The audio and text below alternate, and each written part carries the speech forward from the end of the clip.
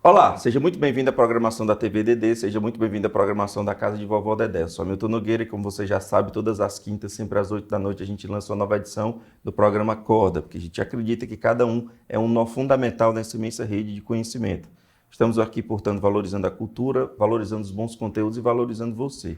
Nosso tema para a conversa hoje é gastronomia, cultura e empreendedorismo. A gente tem o prazer de receber aqui o chefe Frederico Jaime, que é chefe de cozinha. Chefe, muito obrigado pela sua disponibilidade de estar aqui na casa conversando com a gente. Imenso prazer recebê-lo.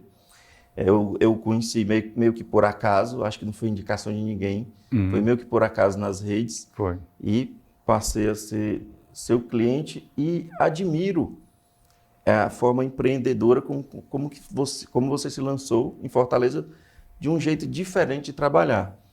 E aí eu queria que você explicasse com essa forma diferente de trabalhar e Uhum. de onde vem essa ideia. Prazer recebê-lo. Olá, olá. Primeiro eu quero agradecer, né, o espaço, o convite de estar aqui é uma honra muito grande. E eu acho que a questão de o seu trabalho, eu acho que tem que ser um pouco de acordo com o seu sentimento, do que você acredita. E aí dentro disso você vai poder jogar o seu melhor dentro daquilo. Então, assim, para mim, a forma que eu estou trabalhando no momento, eu já tenho assim uma história de 20 anos na gastronomia, eu nasci dentro do restaurante também, então assim, foi uma coisa muito natural para mim. E eu estou sempre querendo inovar de uma forma para atender da melhor maneira meu cliente. Uhum. Então, desde fevereiro, eu comecei a trabalhar com restaurante online, que é tipo um delivery de luxo, mas onde eu tenho uma proximidade maior com o meu cliente, onde toda semana eu lanço um menu diferente e esse menu ele é dividido em etapas, Uhum. né? Eu entrego o cliente uma caixa cheia de recipientes e cada prato ele tem uma história. Uhum. E eu lanço sempre numa segunda-feira e aí eu faço o delivery dele. E dentro disso, toda semana eu gravo um vídeo explicando para a pessoa realmente poder seguir a ordem, porque às vezes um sabor é mais forte do que o outro, então Você ela... pode ofuscar o seguinte, né? Isso, e aí ela vai desde o número zero, que é um amuse-bouche, às vezes a gente usa muito termos internacionais, eu morei muito tempo fora, então eu tento sempre explicar o que é essa situação, dentro do que eu acredito, dentro da minha história, acaba sendo um reflexo, e até a sobremesa. Então, no momento, eles são 6 etapas e cada vez mais a gente está sempre de olho em tentar melhorar o produto e agradar o cliente. E tem pratos surpreendentes que, notadamente, são estrangeiros ou cuja a base ali não vem de uma cozinha mais conhecida, mais Hum. convencional da gente. Por isso eu queria saber um pouco da sua história. Você não é cearense, mas mora aqui desde sempre. E passou muito tempo também no exterior, né? Eu queria entender um pouco essa sua influência. Eu sou de Rio Verde, Goiás, e eu morei lá até meus 9 anos de idade, eu sou goiano mesmo. Sim. E aí, com 9 anos de idade, eu fui morar no norte do país, morei até 15 anos. Meus pais sempre trabalharam com restaurante, lanchonete. E aí, eu morava no interior de Tocantins até 14 anos, depois de Rio Verde, e meus pais decidiram mudar para uma cidade maior, onde os filhos pudessem ter um estudo melhor. E aí, umas férias que eles vieram para Fortaleza, resolveram mudar para cá. E aí, eu cheguei aqui com 14 anos de idade. Me identifiquei logo de cara, sabe? A cultura cearense eu acho que é incrível, as pessoas são mais tranquilas, eu acho, por ser uma cidade maior, litorânea, ter mais acesso a turistas e são pessoas com bastante curiosidade do mundo. Isso, Uhum. assim, eu me identifiquei bastante.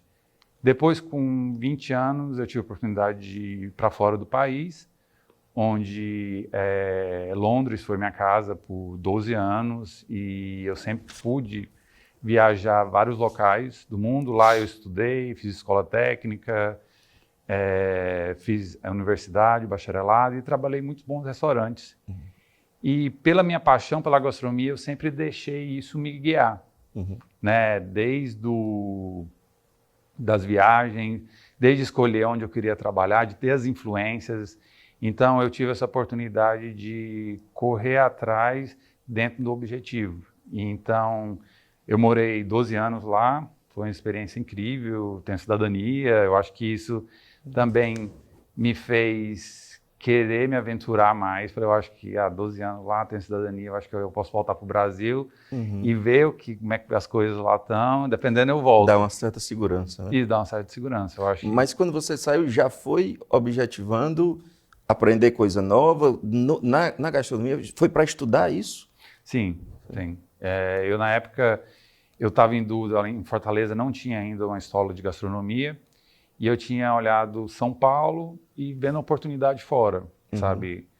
E aí, quando surgiu essa oportunidade de um amigo conhece um amigo que está indo morar fora, e aí acabou eu conseguindo, que um grande amigo meu já tinha morado em Londres 1 ano, e aí ele planejou retornar e ele me ajudou muito no começo lá, em questão de, eu não sabia muito inglês, então me ajudar a trabalho, principalmente ao trabalho, né, e saber me virar lá por um tempo. Então, esse contato para mim foi muito importante, mas eu saí daqui já imaginando que eu ia ser chefe de cozinha. Assim. Londres é uma cidade bem bacana e assustadora, mais inclusive que as cidades americanas, porque os costumes são muito diferentes do nosso, e o próprio costume do inglês em si é muito difícil da gente entender o jeito que eles falam. É mais fácil a gente se dar com o americano, na primeira vista, do que com o inglês, né? São barreiras bem difíceis. Até a gente mesmo, é mais fácil a gente se lidar com o americano. Eu mesmo, quando eu encontro o americano, eu acho que eu tenho uma identificação muito grande. Eu acho que por sermos países novos, né? E eu acho que a Inglaterra ela vai mais para o lado de Portugal, que é aquela coisa mais formal, né? Eles têm uma ética, são mais certinhos em tudo, né?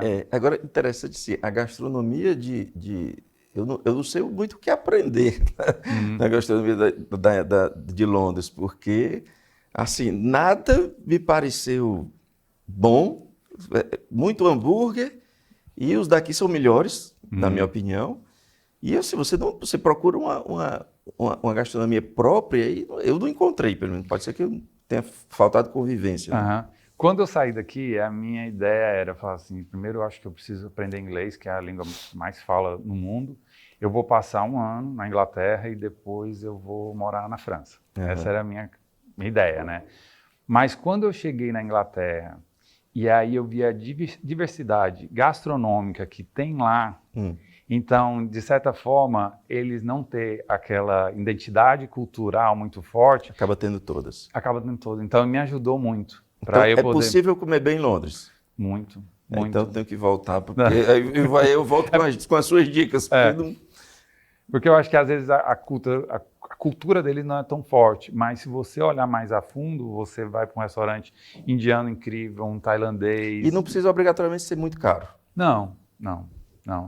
Às vezes eu acho que, hoje em dia, está se comendo melhor, mas eu acho que antes as pessoas já iam com essa imagem, então, às vezes elas não esperavam muito da gastronomia e comiam em qualquer lugar, mas eu acho que hoje em dia tem um acesso mais fácil a isso. Então, vamos lá. Fortaleza, antes de você ir para Londres, eu sei que o espaço, o salto é gigantesco, mas o que você percebeu de mudança, vem percebendo de mudança, ou melhor, qual a maior mudança dessa Fortaleza que você deixou para ir para Londres e a de hoje? E eu gostaria que você dissesse também depois a diferença de Fortaleza dos últimos 5 anos, que eu acho que o movimento também é muito forte de mudança. Então, são duas comparações que eu peço a você. Desse lapso temporal muito grande, que é antes de ir para Londres e agora, e essas mudanças paulatinas que vêm acontecendo nos últimos 5 anos. Eu acho que antes, assim, eu acho que até a mudança de Fortaleza, Brasil, as pessoas queriam comer, mas elas não queriam realmente saber de onde veio, criar algo que realmente fosse próximo à cultura deles. Mas eu acho que hoje, com a mídia crescendo, com as redes sociais, as pessoas têm mais curiosidade de saber o que elas estão comendo, da onde vem, né? Então, para mim, foi muito interessante trazer tudo que eu vivi, né? Porque quando eu fui para Londres, o que eu estudei lá, eu estudei International Culinary Arts, então foi culinária internacional. Então eu estudei todo tipo de culinária e pesquisava tudo em cima disso. E voltando para cá, eu pude adaptar o que eu sei com os ingredientes locais. Então, de certa forma, eu não estou cometendo um crime de importação, eu não estou prejudicando o planeta. Eu estou usando e tentando incentivar o mercado local, né, usando os ingredientes daqui. O meu supermercado, praticamente é o Mercado São Sebastião, é algo que eu amo de paixão. E também os pequenos agricultores. E transformando e fazendo tipo uma fusão. Assim, é algo, às vezes, muito de encontro do que anda acontecendo. Assim, eu acho que cada um tem sua personalidade, né? Mas eu acho que hoje... eu até tentei ver um pouco essa onda de uma coisa muito cultural, você valorizar a cultura alimentar. Eu acho que isso já tem muita gente fazendo, que é fenomenal. Eu admiro bastante. Mas eu pude encontrar a minha personalidade dentro disso. É usar os ingredientes daqui e com técnicas que eu posso usar, como é que fala? Fazer uma fusão de ingredientes e dar nome a isso. E as pessoas hoje querem saber disso. Isso tem um valor, isso agrega ao seu trabalho. Sim, sim. No começo desse trabalho que eu estou fazendo agora, antes eu estava trabalhando num hotel muito famoso lá no Preá, que é o Casana. Sim. Ele é um dos maiores hotéis do Brasil. Então, assim, eu sempre trabalhei muito nesse mercado de luxo por me dar uma estrutura de trabalho, né? Então, mas ao mesmo tempo, eu sentia muito falta de ter contato mais com as pessoas reais, sabe? Um público que possa consumir aquilo diariamente, não só esporadicamente. E lá a gente, como outros lugares que eu trabalhei, a gente sempre viu um trabalho muito formal, um trabalho de a gente ir na mesa do cliente, explicar tudo. Então era algo assim, uma coisa muito boutique, sabe, muito personalizada. E aí eu tentei trazer isso de uma forma mais popular, eu acho, sabe, popular do que a gente pode fazer, tentando atender um cliente mais semanalmente, tentando entender ele e trazendo uma comida mais elaborada, para não só, realmente, eu não vendo comida, eu vendo uma experiência. Claro que, em primeiro lugar, ele tem que estar super satisfeito com o sabor de tudo tem que estar perfeito, ao meu ver, mas ele tem que ter uma experiência gastronômica, ele tem que estar bem, ele tem que sair um pouco da rotina dele. Principalmente, eu acho que em tempos como esse, que as pessoas estão um pouco resistentes de sair de casa, a gente tem que usar isso até para poder aliviar um pouco, então, contrabalancear, né?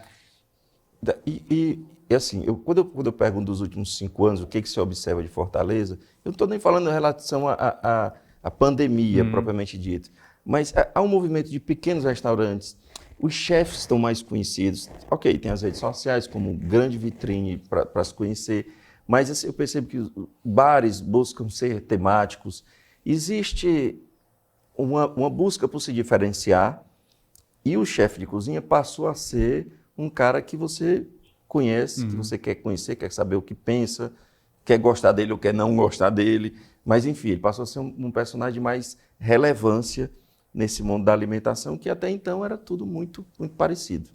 Então, o que você vê de Fortaleza nos últimos 5 anos? O que está mudando? O que veio para ficar? O que é modismo? Enfim. Eu acho que, assim, antes o que acontecia era que muitas empresas grandes contratavam chefes. Então, eles trabalhavam, tentavam agradar o cliente, mas ele estava muito preocupado com as finanças de quem estava contratando ele. Sim.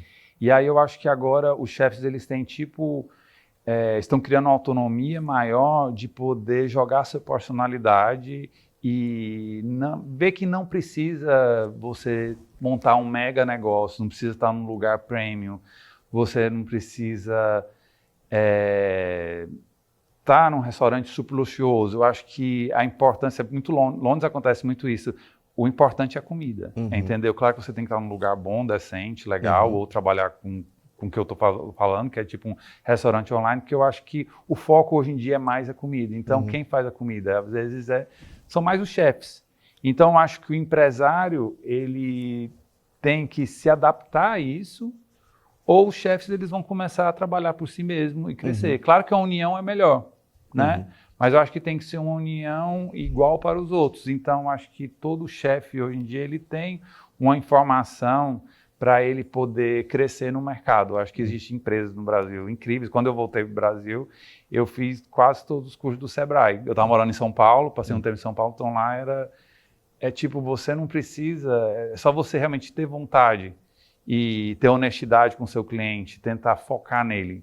Eu acho que isso é o mais importante. E se o chefe ele que produz a comida, ele consegue dar um passo à frente, às vezes, do mundo empresarial dos restaurantes. E aí você tem uma onda de filmes e de séries envolvendo a gastronomia, a enogastronomia, o vinho, isso e aquilo, que ajuda a compor esse mundo. Sim. E transformar e ser sedutor. As escolas, aí eu vou também focar aqui, no Ceará, em Fortaleza, as escolas estão à altura desse mundo novo? Na média, obviamente, claro. As escolas ofertam essa qualidade que o mercado vai peneirando e exigindo dos novos chefes? Eu acho que, no momento, o que está acontecendo é uma valorização da cultura local. Eu acho que o Ceará também ele passou muito tempo esquecendo essa cultura dele. Sim. E aí eu vejo, assim, eu tenho outros amigos chefes, e eu vejo que as escolas eles estão muito dando ênfase a resgatar a cultura local e gastronômica. E isso é muito importante porque você vai valorizar mais ingredientes locais. Eu acho que é aquela coisa da sustentabilidade. Né? Então, acho que começa de uma identidade. Né? E aí, através disso, eu acho que eles vão sabendo andar com os pés dele, vai depender muito da curiosidade e a experiência de cada pessoa. Né? O Ceará já tem agora suas marcas próprias de cerveja, algumas bem premiadas, bem conhecidas. Quando é que o Ceará vai ter o seu vinho próprio? E eu faço a pergunta pelo seguinte, porque eu aprendi no começo que só do paralelo 30 ao 45, ali embaixo, é que se fazia vinho bom, que nem possível tem outro canto. Aí tem aí o Vale do Paraíba, tem o Vale do São Francisco, tem o interior de São Paulo, já começa... Será que o Ceará é capaz de fazer isso também? Eu acho que sim, eu acho que a gente tem muitos locais onde se pode fazer. Eu acho que a questão de estudo, tecnologia, investimento, né? Eu acho que a gente está começando agora, então todo mundo está fazendo a sua parte, cada um dentro do seu espaço. Eu vi algumas coisas ainda não conheço tão bem, que tem espumante de caju também, que é uma coisa super legal, que é uma coisa única que estão criando mesmo, é algo que eu quero até trabalhar no futuro em questão de harmonização. Mas eu acho que vai chegar lá. Eu acho que a gente tem serras, né? Japaba, tem Guaramiranga, talvez naquela região.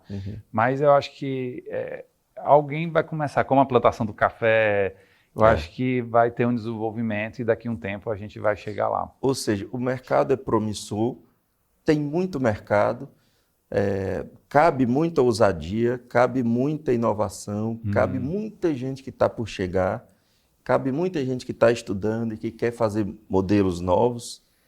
Tem um mercado, tem um futuro aí aberto para isso. Eu acho que no mundo inteiro, eu acho que em qualquer área agora está tudo muito dinâmico, né? Você vê, até eu vejo em questão da música, toda hora alguém está ali lançando uma música nova, ela se torna descartável, sabe? E tudo bem, mas eu acho que na gastronomia não vai ser muito assim, né?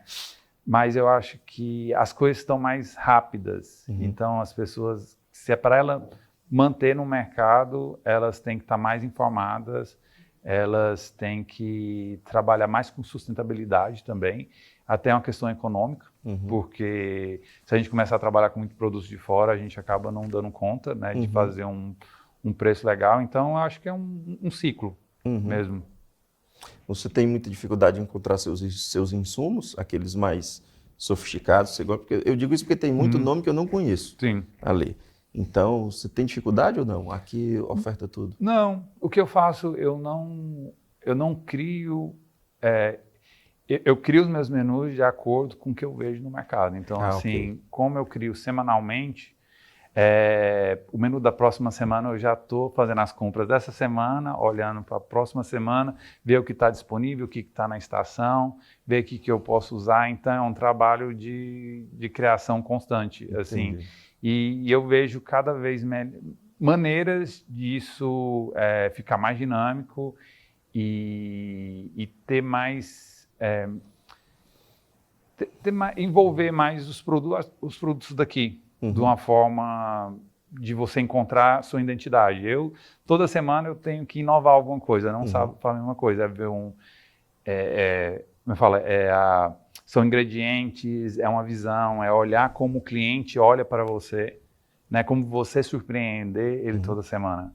Né? Então, normalmente um restaurante, cada 6 meses, ele monta o menu, às vezes nem muda, fica lá a vida inteira do restaurante. O meu caso, para eu poder fazer o que eu estou fazendo, toda semana eu tenho que inovar, eu tenho que surpreender meu cliente, eu tenho que entender ele, o que ele quer.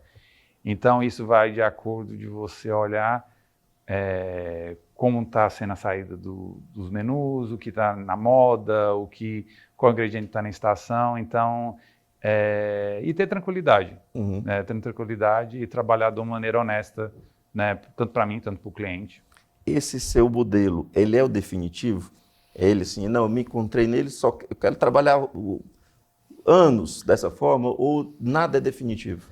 Eu acho que nada é definitivo. Apesar de esse modelo de menu degustação é uma coisa que eu já trabalhei em muitos restaurantes ditos como os melhores restaurantes do mundo. Normalmente, quando você vai lá, para eles ser bem específicos e ser o melhor, eles têm um menu já certo, onde você senta. Claro que eles vão fazer adaptações para você, como eu faço também.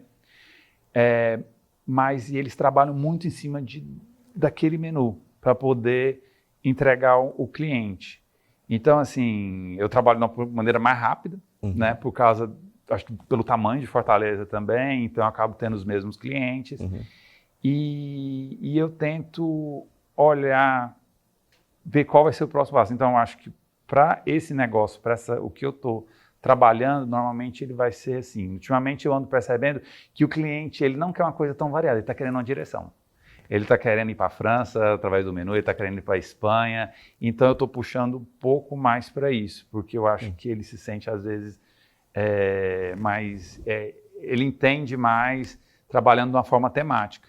Então, no próximo menu agora vai ser sabores da França, porque eu acho que ele vai se sentir, eu estou viajando para a França. Então, aí no próximo, sabores da Itália. Então, eu acho que ele está vendo dessa forma, mas assim, eu tenho que estar sempre aberto, imaginando o que ele quer. E aí, ao mesmo tempo, como eu estou trabalhando com isso, eu estou caminhando também para um momento de eu ter o que eu faço no momento, mas servindo em algum local. Pronto, era exatamente o que eu ia perguntar, que você tem convicção da sua modelagem, mas você trabalha em direção à contradição. Porque quanto mais você entende seu cliente, melhor você faz seu produto, e melhor o produto se apresentar, você vai chegar a um crescimento em que vai trazer a dor da contradição, as dores do crescimento, como diz o empresário que eu conheço. Então, e aí como é que você trabalha isso? Vou crescer, vai crescer até determinado momento que vai exigir de mim o que eu não quero, enfim, como é que você trabalha isso? Eu acho que eu vou chegar onde eu quero. Eu comecei de uma forma que eu não sabia que ia dar certo. Então você vislumbra a possibilidade de ter um lugar... Sim. Sim. Estou trabalhando no momento para isso, eu já estou até olhando lugares já, para eu poder receber as pessoas, nem que seja uma vez por semana.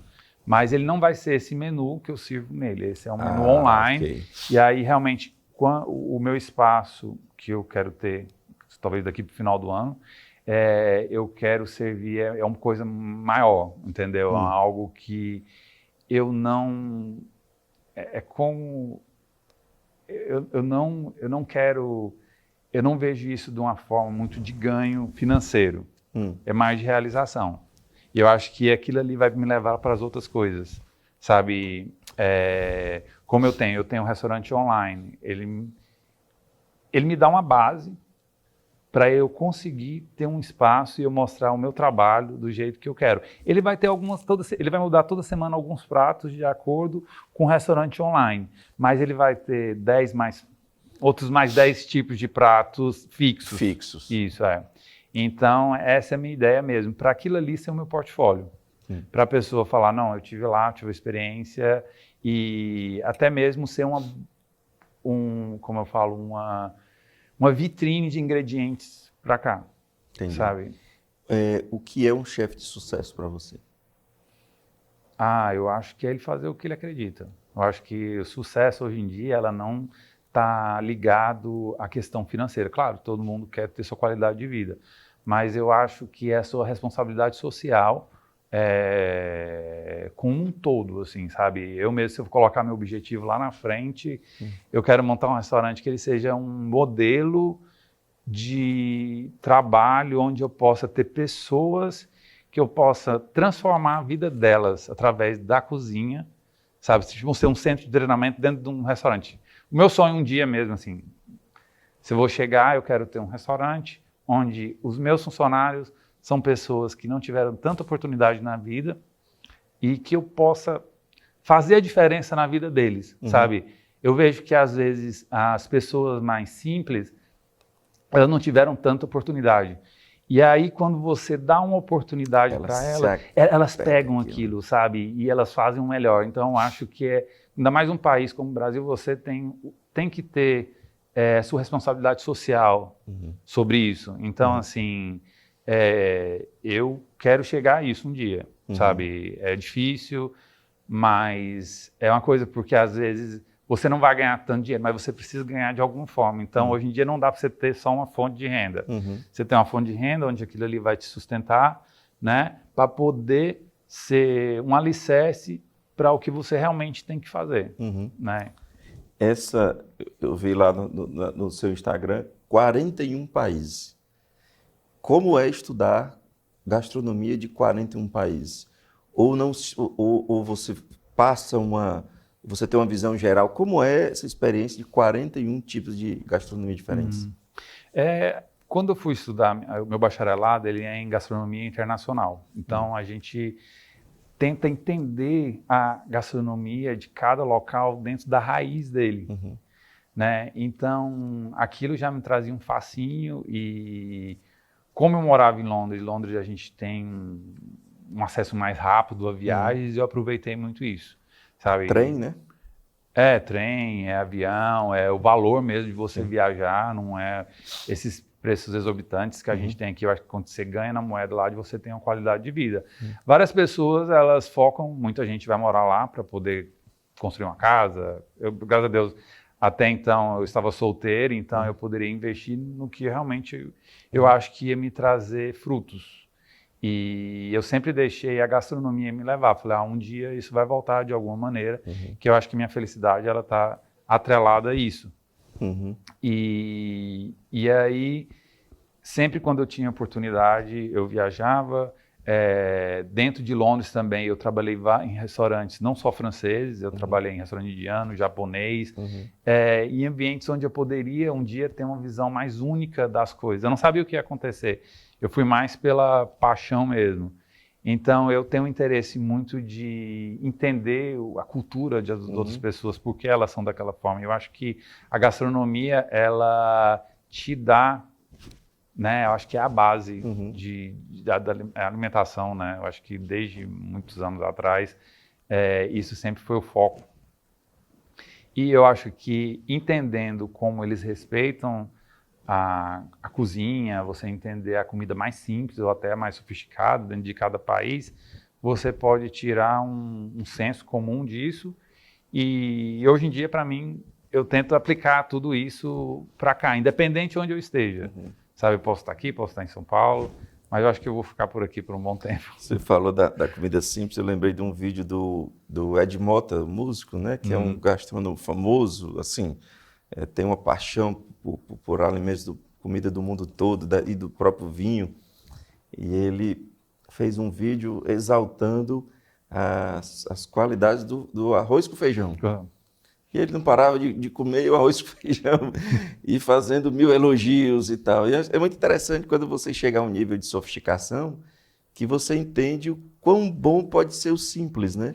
Não por nenhum tipo de caricatura, pieguice, mas porque tem coisas simples que é fabuloso. O queijo coalho, tão simples e tão sofisticado. Você viaja pelo mundo, prova vários tipos de queijo e tem saudade do queijo coalho. E às vezes o queijo coalho, vamos dizer, ele não é tão famoso mundialmente porque ele não foi feito na França. Exatamente. Mas uma hora a gente está... É aquela coisa, a gente tem que começar a fazer isso, talvez aqui a 50 anos ele vai ser tão famoso quanto um brie. Isso tem uma culpa nossa, assim, da gente envelopar nossos produtos como turísticos. Recentemente eu conversei com o Inácio Arruda, secretário de Ciência e Tecnologia, e ele me falou que a gente estava muito próximo de certificar o primeiro produto cearense original, que era a rede de Jaguaruana. Isso saiu faz 15 dias, foi no finalzinho de julho. Então nós certificamos o vinho DOC lá de Portugal, da Espanha, enfim, nós tivemos o primeiro produto certificado, que é a rede. Então, nós historicamente deixamos isso passar. Então, espero que isso seja uma tendência nova, que traga economia, principalmente para os municípios que vivem de uma economia mais distante, esperando uma indústria chegar. Não é possível mais que seja esse modelo antigo. Então, tomara que isso chegue a gente. E tem muito produto a ser certificado aqui, viu? Nossa, que legal. Viu, chefe? Inclusive, aquilo que vocês chamam de uma pequena raiz, que é rapaz, me faltou o nome. Açafrão? Também, cogumelo. Cogumelo. Tem, salvo engano, tem de Guaramiranga, né? Eles estão produzindo bem lá. E de qualidade? Sim, a qualidade é excelente. Regiões, você vê alguma região no Ceará mais apta a produzir coisas assim? Eu acho que a gente tem que... Primeiro, eu acho que tem uma coisa da gente mostrar um pouco da nossa cultura, dos nossos ingredientes, né? Mas a região do Cariri, eu acho que ela é uma região que ela tem bastante personalidade, como as outras também. Mas o Cariri é um case, né? É um case. E eu me identifico muito com aquela região, até mesmo porque eu sou goiano, né? Tenho uma raiz goiana, cearense goiano, e eu tenho uma paixão muito grande por piqui, eles também têm. E eu cheguei a fazer até alguns 3 anos atrás, eu fiz um festival aqui no Ceará, que foi o primeiro festival de piqui, aí em Fortaleza.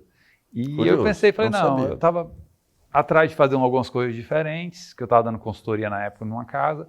E aí, quando a gente fez esse festival, a gente divulgou ele superlotou. Então, assim, teve fila, a gente não conseguiu atender todo mundo e isso me deixou altamente... Falei, nossa, um produto que às vezes ele não é tão popular aqui, mas muitas pessoas do Cariri, elas foram lá, porque o piqui ele é uma coisa muito... Isso foi no Cariri? Não, isso foi aqui. Mas muitas pessoas daqui, que são do Cariri, elas foram para esse festival. Então... Eu não sabia que tinha essa identidade com o pequi lá Lá eles têm uma paixão muito grande pelo piqui, que é não sei se você conhece. Não conheço. Pois é um produto... Só de ouvir falar e a curiosidade. Mas... ele é um produto muito único, eu não acho que só existe no Brasil. E ou você ama ou você odeia ele, sabe? Minha mulher odeia. Não, mas quem ama, para mim, muita gente ama ou odeia, assim, para mim, como eu gosto muito, para quem gosta, é a melhor comida do mundo. Fala assim, a minha última refeição de morrer vai ser um arroz com piqui, alguma coisa assim. Pois eu vou me colocar numa fila aí para provar isso, porque ainda não surgiu a oportunidade. Chefe, a gente chegou ao final aqui, imensamente agradecido. Eu queria que nessa câmera aqui, que é a sua, você ficasse à vontade para dar um recado final, dizer alguma coisa que você acha importante que, porventura, não tenha surgido o gancho aqui que a gente não conversou. Fique à vontade, a câmera é sua. Obrigado. Eu quero agradecer a todo mundo, né? E eu quero falar que a gastronomia ela é muito mais do que a comida. Ela é a gente valorizar o que a gente tem no nosso quintal, o que a gente se alimenta, e a gente tem que valorizar cada vez mais os produtos locais. Então, eu sempre vou bater nessa tecla, porque eu acho que sustentabilidade ela é uma coisa que o mundo inteiro está falando, até mesmo porque a gente está querendo salvar o planeta, e eu acho que cada pessoa no mundo tem que ser uma missão. Então, acho que os chefes eles têm que ter essa missão da gente valorizar cada vez mais os produtos locais. Ok. Chefe, muito obrigado mais uma vez pela sua disponibilidade. Agradeço também você que nos acompanha. Lembrando que todas as quintas, sempre às 8 da noite, uma nova edição, sempre inédita, claro, do Acorda para você. Grande abraço, muito obrigado pela boa companhia e semana que vem a gente volta.